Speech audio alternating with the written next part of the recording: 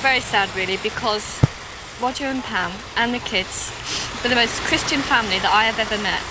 They were always happy, they'd do anything for anybody. They were just lovely, and they lived for the Brethren, and in my opinion, the Brethren killed them.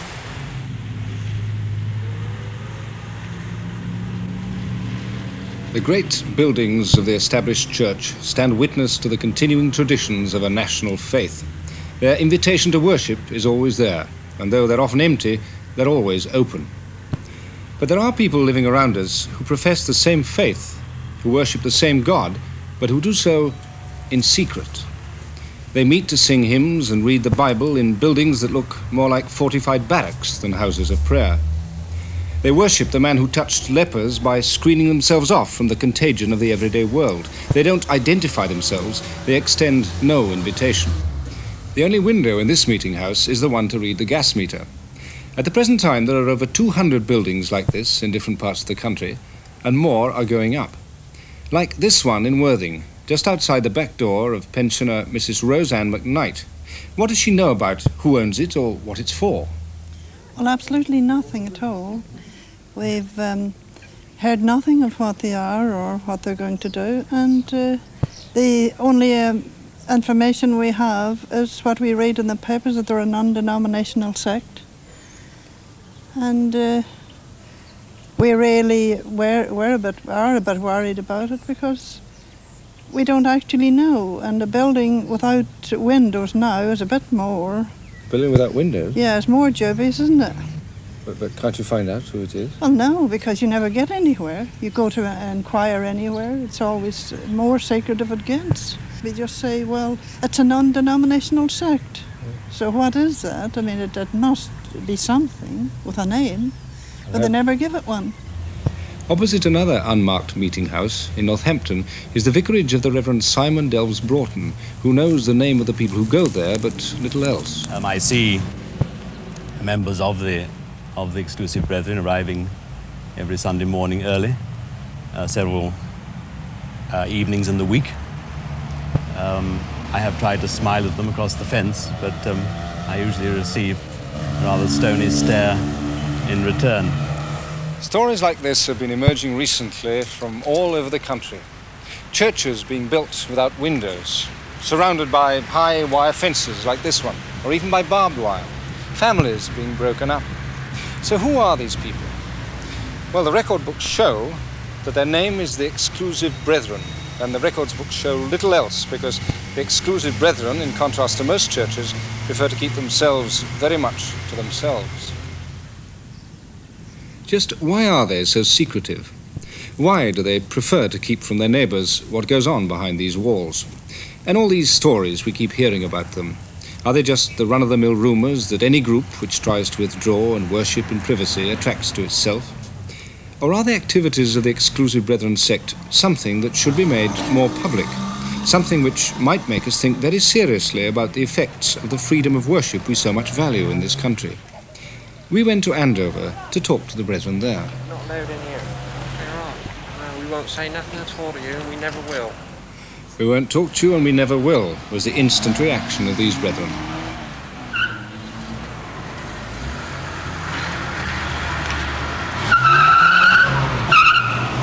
But one person from the Andover group who did agree to talk to us is Glynis Ward, a 22-year-old nurse on sick leave from hospital with an injured arm.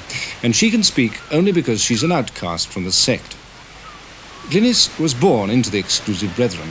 Her whole family were devout followers. Childhood in a Brethren family was happy for Glynis, and until 3 years ago her life was ruled by the Brethren's strict teachings, almost daily prayer meetings, and a social life confined to the sect. Her happiness ended the day that her parents, themselves lifelong members of the sect, broke just one of the rules. They just clamped down on Mum and Dad all week. They never left them alone. They were around every night. They wouldn't let them go out to the meetings. And they were just on top of them, saying that's wrong and you're wicked and that was the devil to do that and it's not right and you're unclean and you've made your house unclean, and they just kept on and on and on. They just told that they were excommunicated, and I just had to watch them walk out of church knowing that I couldn't speak to them, couldn't write to them, couldn't ring them, couldn't say hello to them, couldn't send them presents, couldn't do anything. I'd never see them again. My brother took me round to my parents' house and he didn't speak to my mother or father. My mother and father stood at the back door and I went in and I just stood with them, and all I could do was cry, and Mum and Dad were crying.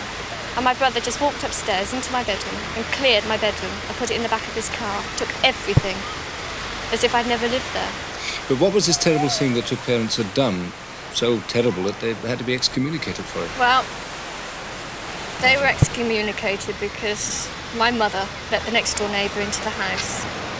She only came inside the back door to see my little nephew because he was only 6 weeks old and it was too cold to go outside. And she just simply asked, as anybody would do, can I see the baby? But what was wrong with the next door neighbour? Nothing was wrong with the next door neighbour. It was just a thing that you're not allowed to do, have unbelievers into your house. You see? I mean, it's just one of their rules that you're not allowed to have unbelievers into your house. You can't have a cup of tea with them, you can't eat with them, you mustn't have anything to do with them whatsoever. They are the church.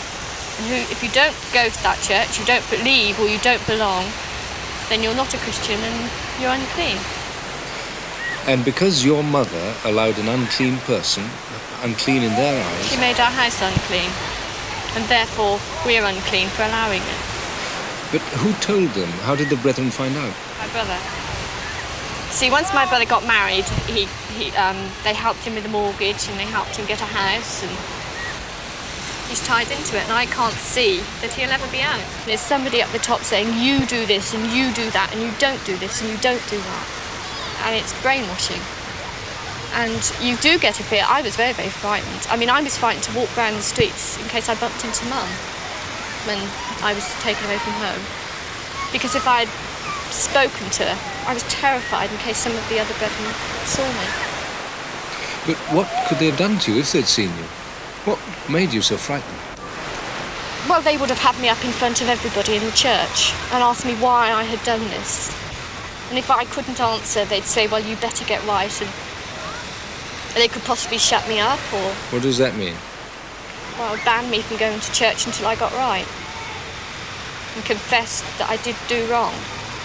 They'd either do that in front of everybody or they'd excommunicate from me. It's not surprising that it took Glynis 10 months to find the courage to reject the Brethren.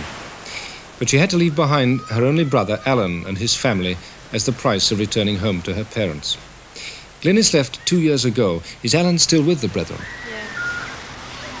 Yes, he's still there. I haven't seen him for, must be a good 2 years now, and I haven't seen children either. I did ring him, must be a good 2 years ago now. I did ring him. And I said, hello, Alan, it's Glynis. He said, I can't talk to you, Glynis. He said, not after what you've done. And slammed the phone down on me. And so, just a few weeks before her 21st birthday, Glynis had a late start in learning to appreciate life in a normal world. I can go into a coffee bar and have a cup of coffee. I can go to the pictures. I can watch television. I can wear trousers. I can wear a bikini. I can go and speak to anybody I want to, meet anybody I like. I can wear makeup. I can have my hair short. I mean, my hair always used to be long. I can wear fashionable clothes. I can go on holiday abroad. I can go and stay in a hotel. I can go to a restaurant for a meal.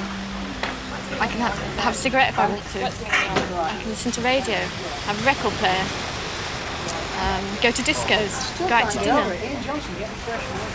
My job. I do all those things I've never been allowed to do before. But these are just ordinary things. They're not ordinary to me. How does a religious group get itself into the position where the ordinary things of life are forbidden? To find the answer, we have to go to Dublin, where at this house in Fitzwilliam Square, early meetings of Christians disillusioned with the established churches were held. They felt that empty ritual and the outward shows of worship had replaced true spiritual feeling, that the hierarchy of the priesthood stood between them and their God. They established a community of believers who met in houses like this, all equal in the sight of God, rejecting all ministry. Their services were simple. Bread was broken, prayers said, Bible readings given, hymns chosen and announced by whoever felt the urge within him. In this unstructured atmosphere, the dominant personality rose to be regarded as group leader. John Nelson Darby was acknowledged by the Brethren, as they came to call themselves, as the first universal leader. He was a considerable scholar who translated the Bible into 3 languages and wrote 40 books of commentary. It was Darby who first established the primacy of the need for separation from evil, taking as his text Paul's letter to Timothy, in which men are compared to vessels of honor and dishonor, and the one enjoined to purge itself of the other. Inspired by this text, Darby led the Exclusive Brethren to a permanent split from the Open or Plymouth Brethren in 1848. The movement became worldwide, and James Taylor Sr. of New York consolidated the position of universal leader during the first half of this century. His son, James Taylor Jr., built it up to one of absolute power. The final scandals associated with James Taylor Jr. caused the most sensational split in the history of the Brethren. But his early days were a heady time for everybody, especially young men like company director Roger Stott, whose lifelong commitment to the Brethren was slackening until James Taylor Jr., re-emphasizing the doctrine of separation from evil, threw out the challenge to his followers, "If you're not with me, you're against me." Roger Stott, then in his 20s at Cambridge University, heard the challenge, responded to it, and decided to go back into his home assembly at Brighton. Well, it became more difficult to be ambiguous. You know, one either had to commit oneself or get out. A lot of people were leaving, in fact, at that time. And I suppose I started off by being very opposed to this strong teaching about separation, and then eventually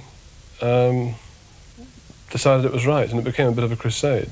The fact that it was being emphasized so much more, and there was this quite exciting emphasis on a community that was in fact purifying itself and separating from the world and from what they saw as erroneous in Christendom, was very much something that one could commit oneself to. Before it had been a bit flabby and inconclusive. Now it was something that you could either accept or reject, something very clear-cut.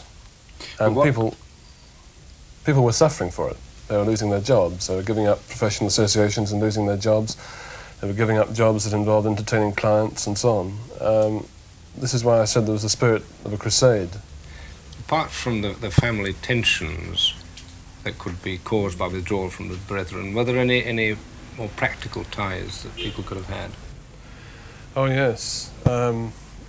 See, there was an increasing emphasis on the desirability of brethren working for brethren, which was felt to be safer and obviously bringing you less into contact with worldly people, inverted commas. So that there were a lot of cases that I knew of where people who had reservations, and that I know of now who have reservations, simply have too many financial commitments within the Brethren to be able to take the risk of disagreeing with them. By commitments, I mean people who are working for Brethren and would therefore lose their job if they left the fellowship. People who have got mortgages arranged by other wealthy Brethren and who would lose those if they came out. I mean, I've known of cases in the past, and I know of cases at the present where that is so. So that for totally irrelevant reasons, they have to go on in a fellowship which they don't have any real sympathy for, simply because their job or their mortgage or their house, as well as family and parents and so on, are dependent upon it. This is a very, agonizing position for anybody to be in.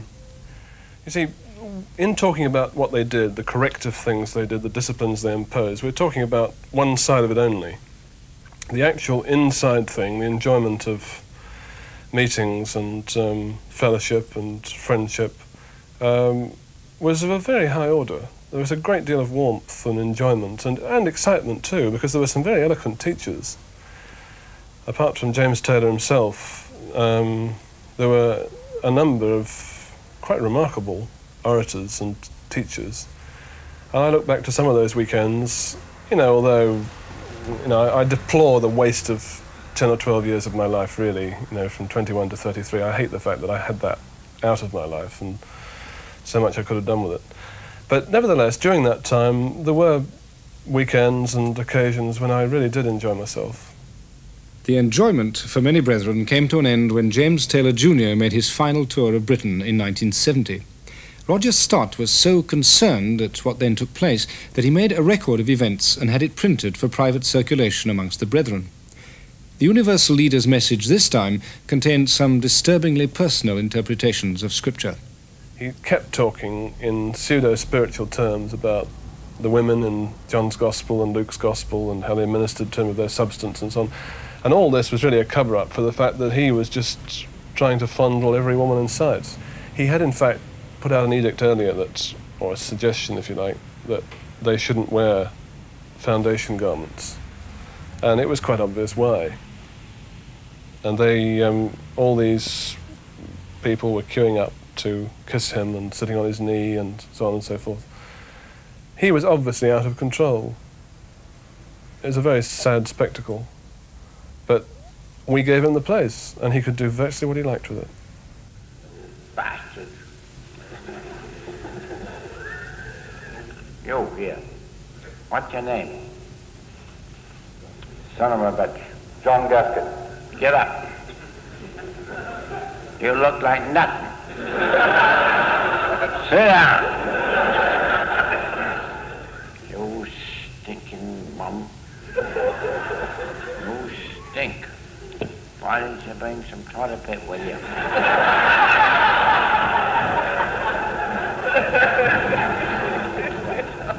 I couldn't prove that you're a son of a bitch. I couldn't do that.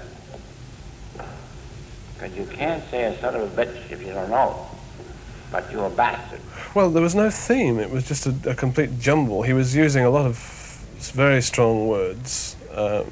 Not strong by the standards of the man in the street, but strong in terms of what brethren had ever been used to. He was calling people bastards and saying, what the hell are we doing here, which was a kind of pun between the word hell, what the hell are we doing here, and the word El, which was the name of God. So by any standards, it was at least bordering on blasphemy. And then later, he was back in the house. He was staying with a man named James Alec Gardner, just near Aberdeen. And he was getting a little bit concerned about the fact that he had another couple staying in the house, and the wife, it was Bruce Kerr and his wife, whose name was Madeline. Madeline Kerr had some nursing experience and was looking after Mr. Taylor. Nobody quite knew why. There was something wrong with his foot or back or something. And she seemed to be spending a lot of time going to his bedroom, and, James Alec Gardner was somewhat concerned. And this particular evening, on the Saturday, she'd been in there for a long time, so he felt he had to do something about it, particularly in view of this growing salacious element in Mr. Taylor's teaching and private conversation. So he asked Stanley McCallum, who was quite a well-known Brethren leader, who was also in Aberdeen and staying at a nearby house, to come round, and the two of them went and knocked on the door and went in and found Madeline Kerr undressed in bed with Mr. Taylor. And that is what happened at Aberdeen. Now, the way it was presented by his followers was that, in fact, there was nothing immoral in what happened. She had undressed, and she was lying on the bed with him, but there'd been nothing improper.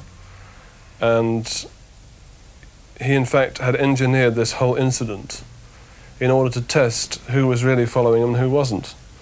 In other words, those of us who were following him merely mentally and hadn't got a real vital link with him would fall into the trap and shout scandal and drop his teachings and disown him.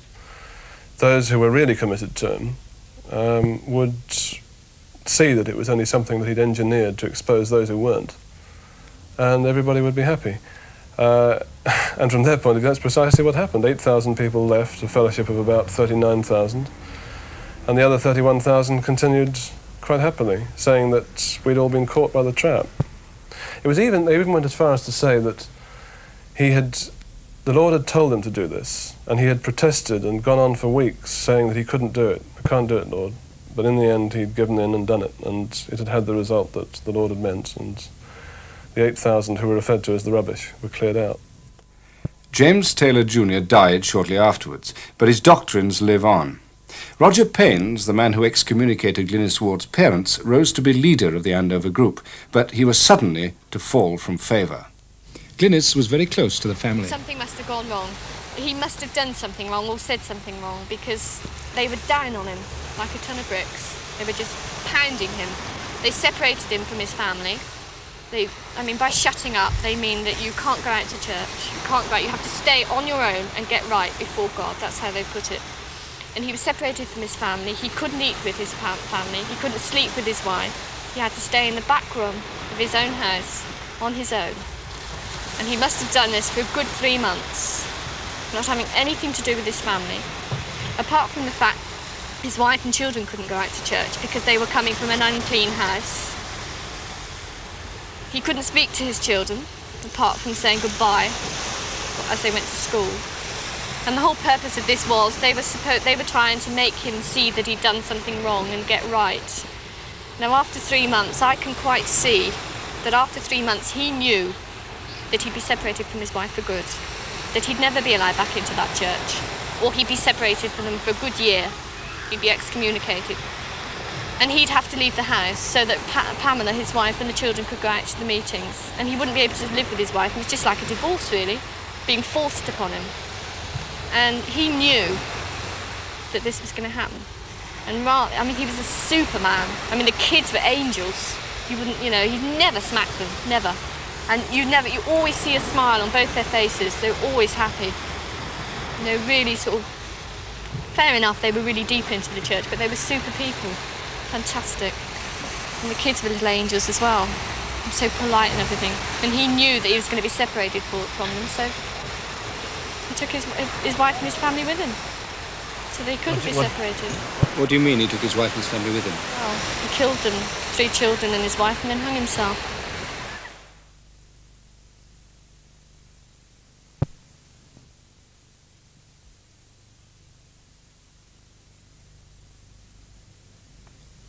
The tragedy of the Paynes family made headline news at the time.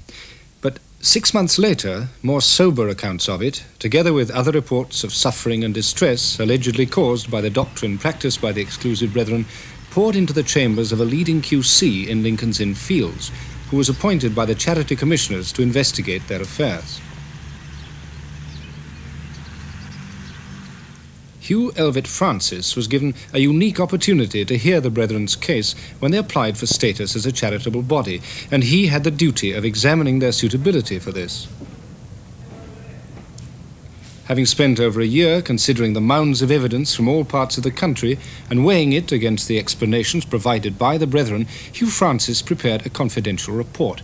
What were its conclusions? Well, the conclusion I came to was that the doctrine of separation from evil, as interpreted and applied under the teachings of James Taylor Jr., was detrimental to the true interests of the community. And it is my view that a meeting house or room which adopts those teachings does not qualify as a charity, because it is an overriding requirement of every charity that its purposes are beneficial to the community. As someone, Mr. Francis, who is no stranger to human delinquency, what were your personal reactions to this body of evidence which appeared before you? Well, my personal reaction was one of shock and disbelief. I am a Christian myself, and I have always understood that basic requirement for a Christian is to love his neighbors whether they are believers or not. And I was appalled that a sect professing to be a Christian sect should adopt teachings which were calculated to cause so much distress and unhappiness among deeply religious people in their own families and in their personal relations with friends and relatives. And there is no doubt in your mind that these are not perversions, but are the central teachings of the sect. Oh, I think that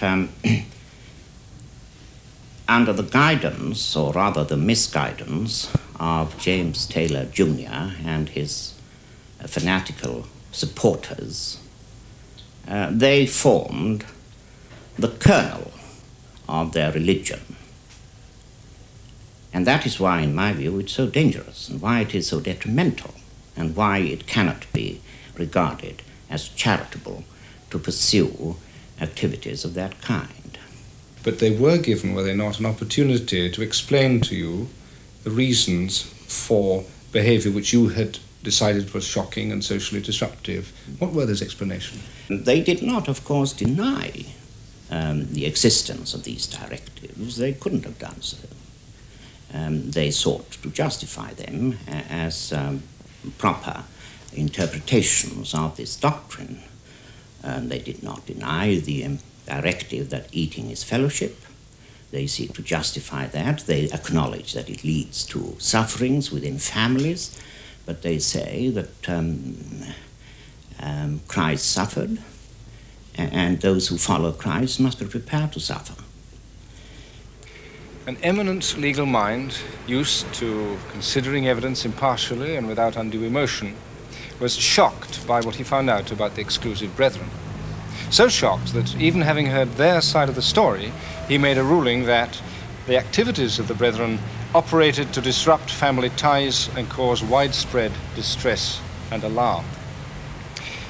But his ruling, of course, does no more than prevent them getting certain tax benefits. It will not slow the impetus of their work. And how could it be otherwise in a society that's committed to religious freedom? We have given the Brethren the right to reply. They haven't chosen to exercise it. And in the meantime, the tragedies go on. Like the story of bank official James Christie, who, after trying out other religious sects, chose the Exclusive Brethren at the age of 17.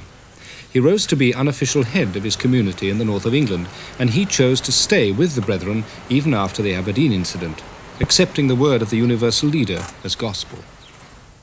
Things happened at Aberdeen which were questionable, but I spoke to him on the phone and he told me it was all a pack of lies. He said, "Don't believe a word you hear," and therefore I made no further inquiry. I accepted his word absolutely. This was James Christie's meeting house. He was the most influential man in a large district.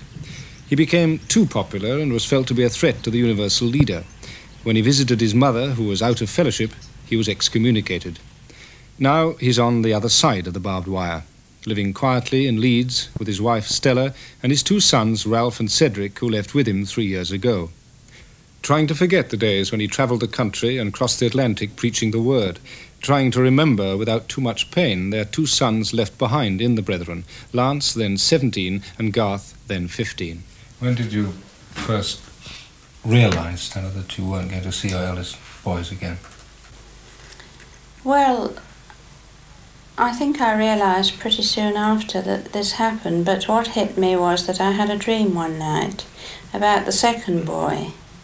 I dreamt that I was going along the road and I saw a motorcyclist by the side of a motorcycle, and I went up to help him and I realised it was my second boy, and I did what I could for him, and then someone else came along and I said, "Please would you call a policeman or an ambulance?" I said, "This is my son and I haven't seen him for 2 years."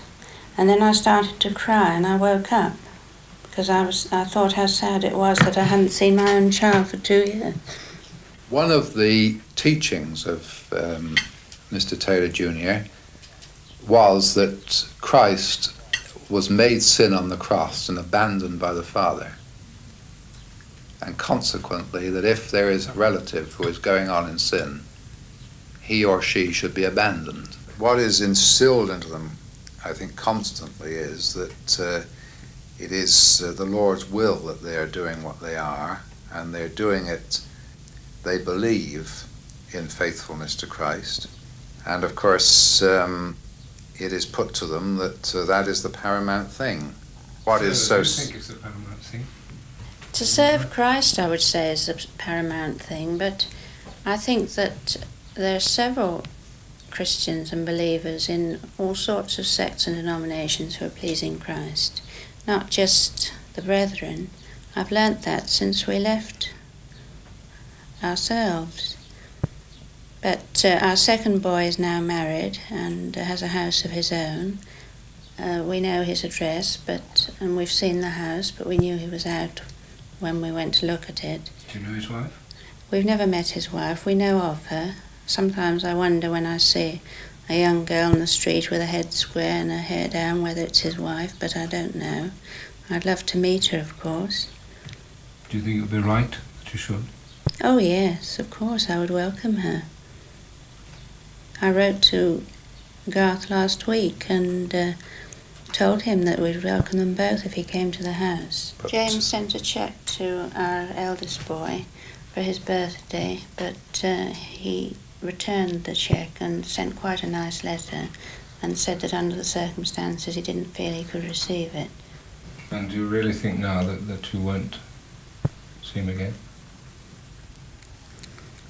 Well, I think that as they grow older, particularly the elder boy, because he isn't married, they might have some feelings of dissatisfaction and worry, and I have a feeling that possibly he might leave. I think the one that is married is more likely to stay. I mean, if people gain the impression that if they go out of fellowship they go to hell, it tends to lead people to want to stay. Was this in your minds when you permitted your children to leave because you thought it might damage them seriously? No, not in my mind. It was in our minds in the sense that we thought at the time that it may be preservative for them to be there rather than to go nowhere. Had you known at the time you left what you know now, would you have insisted that your children came out with you? I would have, yes, I would have insisted on them staying at home, yes. Although I would think when they reached 18, I would have given them the free option to have decided for themselves. Now you have two sons in the Brethren and two sons who are not. Mm. They're going to have very different lives. Mm. Which is going to be the most secure? Well, the ones with the Brethren have got a certain restricted security, but I think the ones who are not are going to have a much fuller and a much more enjoyable life, and they certainly enjoy life at the moment.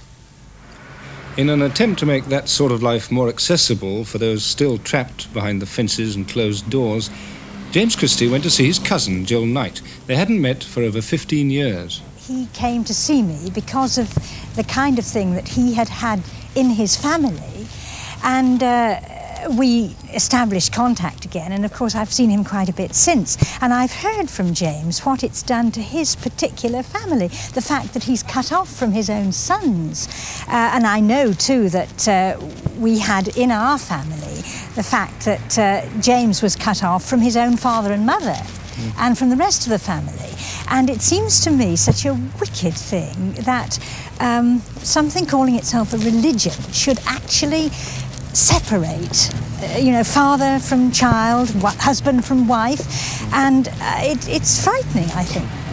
Well, this is Jill Knight is a Conservative MP and is so alarmed by the Brethren's activities that she's looking into the possibility of using legislation against them. What's the first step? Well, it's interesting, isn't it? There's another church, an ordinary Church of England church across the other side of the road, and there's this one here. Now, I wouldn't be able to attend a service in this one. I would be welcome in the one over the road. As a church, of course, any church is entitled to rate relief. It pays a much less burden in rates. Now, the church over the road undoubtedly applies for, and I'm sure gets, rate relief. I don't know whether this one does, but I know an awful lot of exclusive Brethren meeting houses up and down the country have applied for and do get rate relief. Now, one of the conditions of this beneficence is that the doors must be open to all members of the public for services on meeting days, you know. Well, they aren't at all, they'll keep you out. Now, that means really that they're not entitled to the rate rebate that a lot of them are getting. And I'm checking on this with regard to meeting houses, this one included, all over the country, because I think it is very probable they're getting money that they're not entitled to. Now, secondly, all sorts of dirty work can go on in dark corners. The way to stop it is very often to shine a spotlight of publicity on it. And this is what is beginning now to be done to the exclusive brethren. You see, people don't know what goes on here. They don't know, they've never heard that this is a so-called religion which separates families. And if they knew about it, and this is where the publicity comes in, they would not be nearly so ready to permit their money to give rate rebates, you see. You're obviously very personally concerned with this question. You are an MP. What are you going to do about it? I can't see how you can have legislation to stop it. And yet here we have a situation where husband is torn from wife, quite literally torn from wife. Look at the situation with my cousin James. He's got 2 sons he never sees. And he never sees them because of the influence of these people on those young men. And I think that's dreadful. I've known cases and heard about them through James and through others where firms, of course, you see now they operate with exclusive brethren really means that. I mean, firms operate with all exclusive brethren in it. And if you're put out of the church, you're out of your job, and if it happens to be your factory, then you're in difficulty there too, because the people probably won't want to work with you. There's all kinds of ramifications. The difficulty is to see what you do about it in cold, hard parliamentary legislation, because you really can't legislate for mind, you know, changing people's minds. After all, James's sons are technically free to go and see James and his wife Stella. But in real cold terms, they have been brainwashed in an inhuman way to keep away from their own parents. And there must be hundreds of families in Britain today who've been chopped up and segregated by the work of these people. So it seems that little can be done now by legislation to prevent the brethren from practicing their doctrines, even though there's plenty of evidence that these doctrines break up families and cause widespread anguish. This is the price that we have to pay for religious freedom for all, and you may very well consider that it's too high a price. But what about the ones that get away? What about those who lose husbands, wives, families, homes and jobs, and also a deeply felt religious faith? What is the future of the ones that go free? All my life I've had brainwashing. This is right, this is wrong, and I've believed it. Since I've been out, I've made my own judgments about what is right and what is wrong. And I also feel that Christianity, I am a Christian, and Christianity is personal. It's not to be inflicted on anybody. I don't impose my feelings on you, and I don't expect anybody ever to do it to me again. I just get a feeling of freedom. I'm me. I'm nobody telling me what to do. I had a lot of guilt. When I started to smoke, I used to think to myself, no, you shouldn't be doing this. And then I thought to myself, well, why not? And then when I came nursing, I felt, oh, I shouldn't be doing this either. And then I thought, why not? I mean, well, I think nursing is the best thing anybody could do, quite honestly. And we weren't allowed to do that because we should be at the meetings when, you know, when we should be working and all that. Christianity will always be there. And I'll always be a Christian because I believe. But the fact that everything's being thrown at me is not there anymore, and therefore I'm just a normal person.